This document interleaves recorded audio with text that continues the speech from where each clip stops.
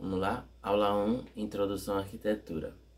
Bom, a palavra arquitetura tem a origem do grego arquitecton, que significa primeiro ou chefe, e a outra, o tekton, tem ligação com engenheiro, com arquiteto. Então seria um primeiro chefe, um primeiro arquiteto. E essa é uma palavra de denominação grega, né, que a gente sempre, a maioria dos cursos introduzem com a definição do termo de arquitetura, mas eu queria salientar para vocês que a arquitetura existe desde antes dos termos criados pelos gregos, né? Que isso é um modo ocidental de ver, um modo da nossa cultura eurocêntrica, mas que a arquitetura já existia da humanidade. Eu vou mostrar um pouquinho para vocês sobre essa história de arquitetura. Vamos desmistificar também essa poder de origem, de dar origem a certos movimentos que na verdade são universais. A arquitetura é um dom da sociedade humana, é um dom do ser humano, é uma ferramenta que sempre esteve presente durante a evolução da história.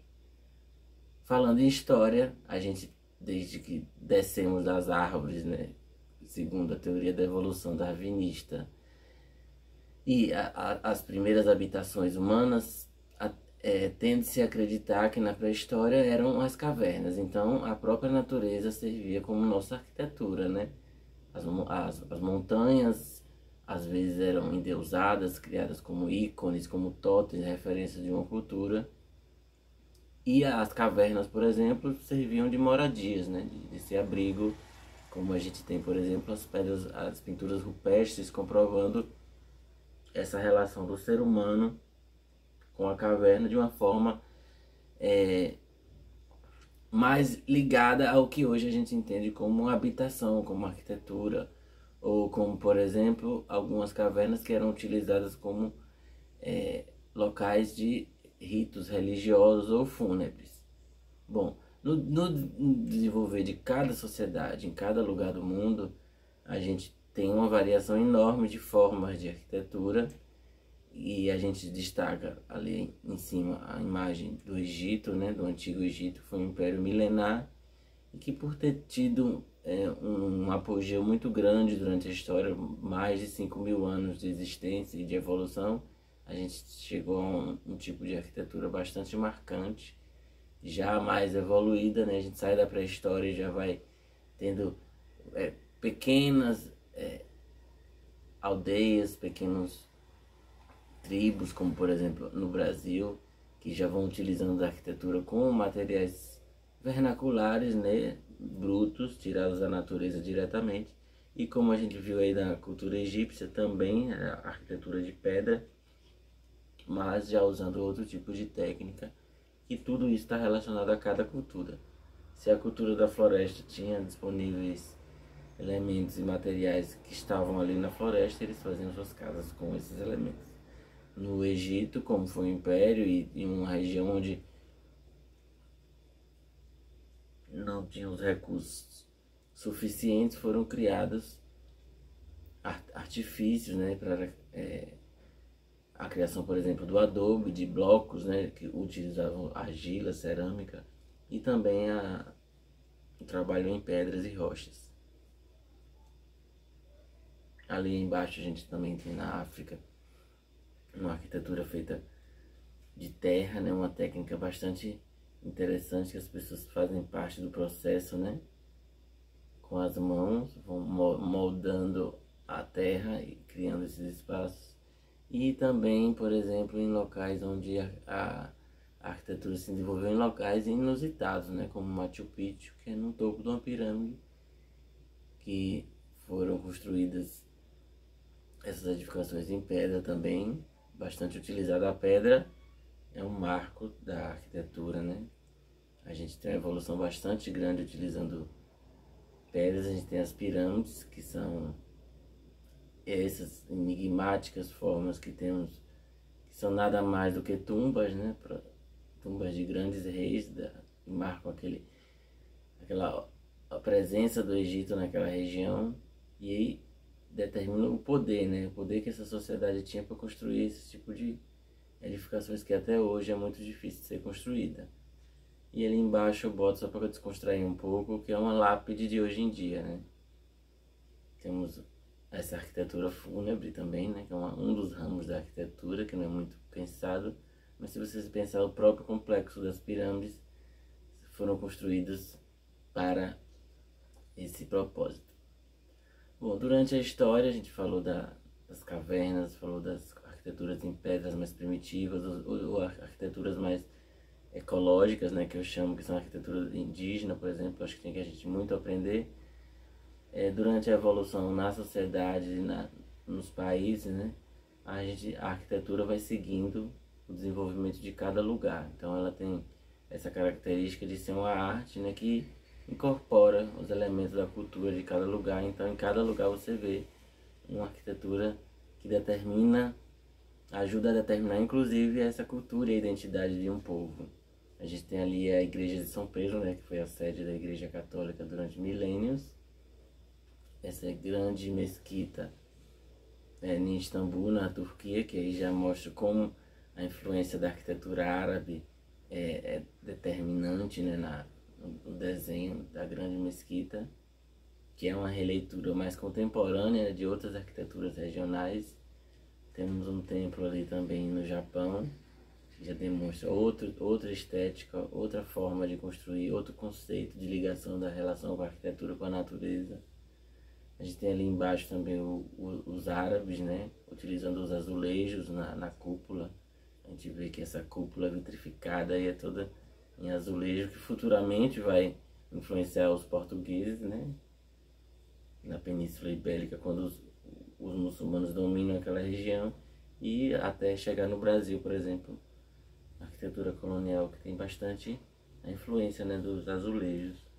Ali a ópera em Sydney, Opera House, que é bastante conhecida no mundo, e é interessante que essa cobertura é feita de madeira. Então já é uma arquitetura mais contemporânea, mas eu coloco aí como momentos da história e como essas arquiteturas vão se revelando para contextualizar essa própria evolução da forma humana de construir arquitetura. Temos ali o Taj Mahal também, que é um importante ponto turístico, né, na China se tornou, na Índia, na verdade. Aqui eu queria dar um exemplo para vocês, que desde aquele momento inicial das primeiras construções em pedras até o que eu chamo o apogeu da pedra, que seria para mim o movimento gótico,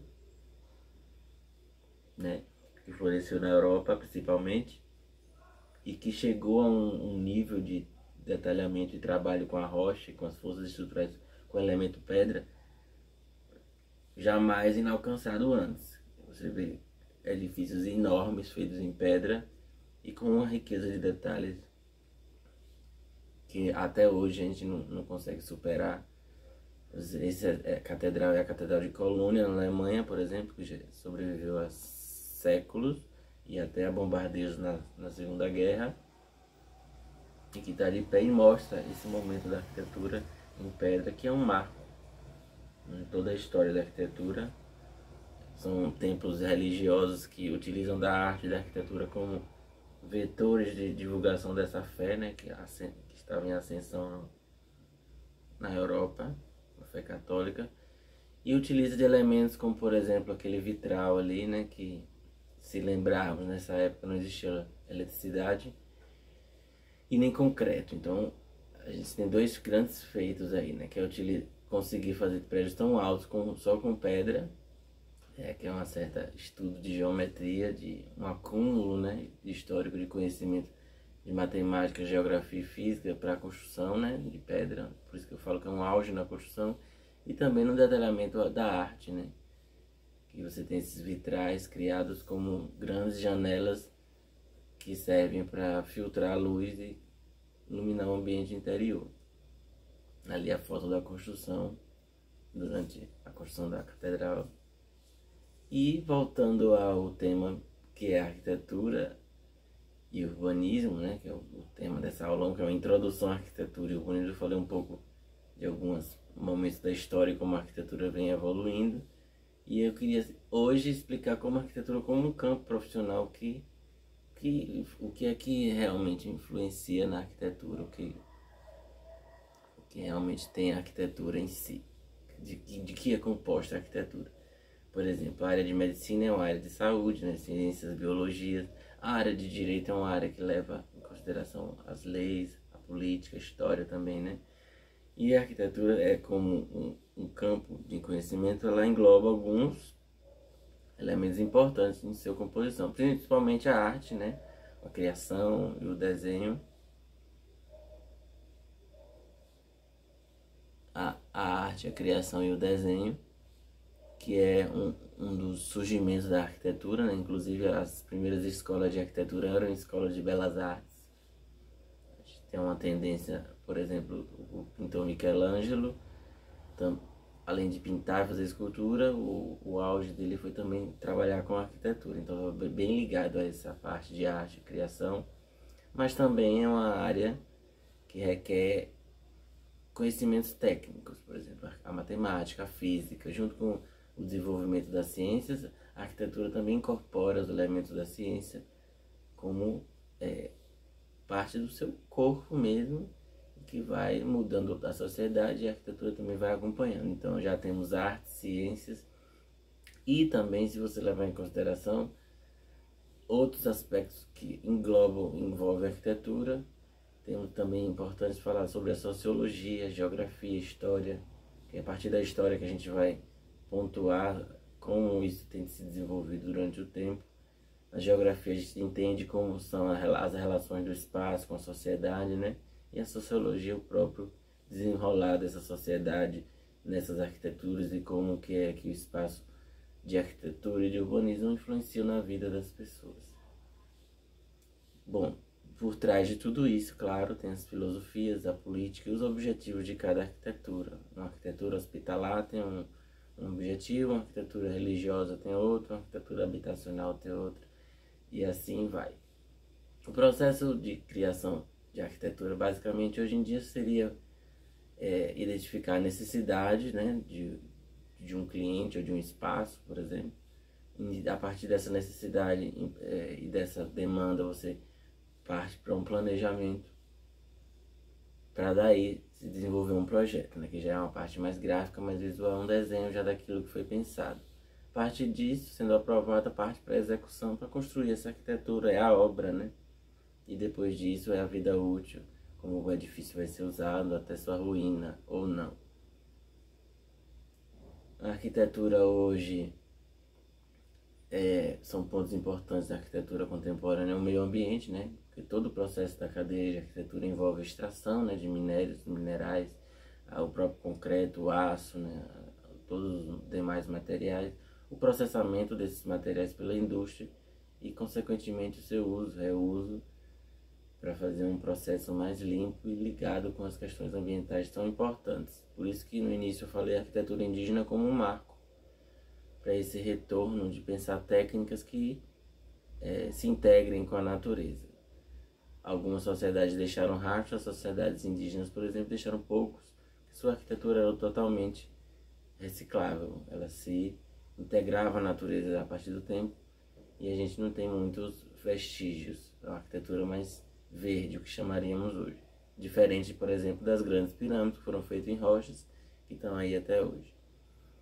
Bom, hoje em dia na arquitetura, a partir do projeto, temos já tecnologias, que é importante frisar também, ferramentas complexas, integradas, computacionais, que ajudam o projeto e a qualidade da construção, e futuramente a inteligência artificial abre campos também para a gente pensar como complexificar esse campo de conhecimento. Bom, aí é um pouco do desenvolver do que é o trabalho do arquiteto, né? A gente tem ali o Homem Vitruviano, que é uma imagem histórica famosa. Temos uma senhora fazendo uma maquete ali, que era um modelo que a gente tinha de tridimensional antes da computação. Temos ali os projetos, as geometrias, as perspectivas de representação dessas edificações em planta. E os desenhos livres de croquis, por exemplo, da Casa da Canoas, de Oscar Niemeyer. E já ao lado dela, um desenho à mão, né? Mas ao lado um esquema computacional que ajuda a entender melhor e a visualizar bem esses projetos. E ali uma maquete também de um museu de Niemeyer. E no lado direito a gente tem uma planta de AutoCAD, que é uma planta técnica de como os edifícios são projetados. Essa planta técnica é aquela planta que vai para a obra para ser construído o edifício. Alguns arquitetos famosos que eu vou citar para vocês. Vou mostrar as obras dele. Eu vou falar primeiro sobre Zaha Hadid, que é uma arquiteta nascida em Bagdá nos anos 50. Ela forma-se em arquitetura na Inglaterra, né? Influenciada muito pela vanguarda russa. E interessante que ela utiliza a pintura abstrata como ferramenta de design no seu processo criativo. Ela é vencedora do Pritzker 2004 e uma primeira mulher árabe a ganhar esse prêmio, e também a Dama da Ordem pela Rainha da Inglaterra e a medalha RIBA do Royal International Architects, alguma coisa famosa aí. Ela é um marco da arquitetura, né, pós-moderna e contemporânea. Também vou mostrar obras do arquiteto Oscar Niemeyer, nascido no Rio de Janeiro em 1907. É um ícone brasileiro, né, a gente sabe. Ele estudou em Belas Artes, atual UFRJ, responsável por obras marcantes como os edifícios de Brasília, influenciados também um pouco pelas obras de Lúcio Costa, né? E é um dos principais arquitetos do movimento moderno. Lembrando que Niemeyer, apesar de ter criado Brasília, ele se exilou do Brasil durante mais de uma década em Paris, durante a ditadura. Ele também foi ganhador do Prêmio Prize, que é de 1988. Agora, outro que eu acho bastante interessante é Renkulhas, também, que eu acho que é pós-moderno e contemporâneo, né? Nascido em Roterdã. Ele estudou cinema, é também arquiteto, teórico, escritor, grande pensador e crítico, né, do campo, da arquitetura e do urbanismo também. Tem escritórios famosos, né, de arquitetura com edifícios no mundo todo premiados. Professor de Harvard de desenho urbano. Também Pritzker 2000 e uma das 100 pessoas mais influentes pela revista Time. Aí agora eu vou mostrar as obras deles para vocês, para dar uma passada assim. Essas são as obras de Zaha Hadid. A gente vê que ela trabalha design desde pequenos materiais como talheres até grandes e complexos aeroportos, como o aeroporto de Beijing. Seu design inovador. Temos ali mais também alguns edifícios que ela projetou, e vocês veem que a influência, né, da arte, do seu processo construtivo mais fluido, da arte abstrata, também reflete nos seus projetos, com designs e formas inovadoras e marcantes, que a fizeram um ícone da arquitetura. A gente tem a vista de como esses edifícios ficam no contexto, né, das cidades contemporâneas. Você vê que parece uma nave espacial, praticamente, de um design tão arrojado. E graças às técnicas construtivas de hoje, eles podem ver a realidade. A gente vê a relação também da água, né, com a fachada, e como os processos industriais estão materializados também na obra, né, porque todo esse processo de corte dessas fachadas, da construção desses vidros, já é uma coisa bem contemporânea, ligada muito ao desenvolvimento da indústria da computação. O arquiteto Oscar Niemeyer é um gênio, né, da arquitetura, desde projetar casas até grandes edifícios. A gente tem aí a Casa das Canoas no Rio de Janeiro, essa mão que é do Museu da América Latina, né, no Rio de Janeiro, ou em São Paulo. Ali ao lado é um prédio na Praça da Liberdade em Belo Horizonte, que parece bem um Copan, você já vê o design dele. Aqui tem o Parque Ibirapuera, o Museu de Niterói e a sede da ONU. Também o Palácio Gustavo de Capanema, a igrejinha da Pampulha. Eu não vou falar muito de Niemeyer porque é muito falado já, né? Basta visualizar e deslumbrar com as belezas que ele criou, com seu design arrojado, e teve uma liberdade total de criação, que deu suas obras um caráter único de obra de arte, uma escultura, um marco na arquitetura brasileira e mundial. Aqui temos o arquiteto Renkulhas, também, que criou a Casa do Porto Casa da Música no Porto, em Portugal. A gente vê ali à esquerda e embaixo como seria por dentro essa casa, a sala de concerto, como um cuidado bastante na estética interna e externa. E o edifício da CCTV, que é um grande edifício na China, sede de uma TV, que tem esse design totalmente arrojado, como se abraçasse a cidade, e um vão livre ali que deve ter deixado os engenheiros estruturais de cabelo em pé. Você vê que a estrutura é em balanço e tem toda uma treliça metálica sendo construída com esses guindastes complexos aí. Ali mais algumas obras do arquiteto e ele também mostra o seu processo de pesquisa, de construção, de reflexão da arquitetura. Bom, um pouco de estatística para finalizando, né? No Brasil, 73% das pessoas constroem sem arquitetos, apenas 10% utilizam o serviço, né? E 18% sequer sabem ou usariam. Isso aqui são alguns dos cronogramas quando a pessoa quer contratar o arquiteto, como é fácil.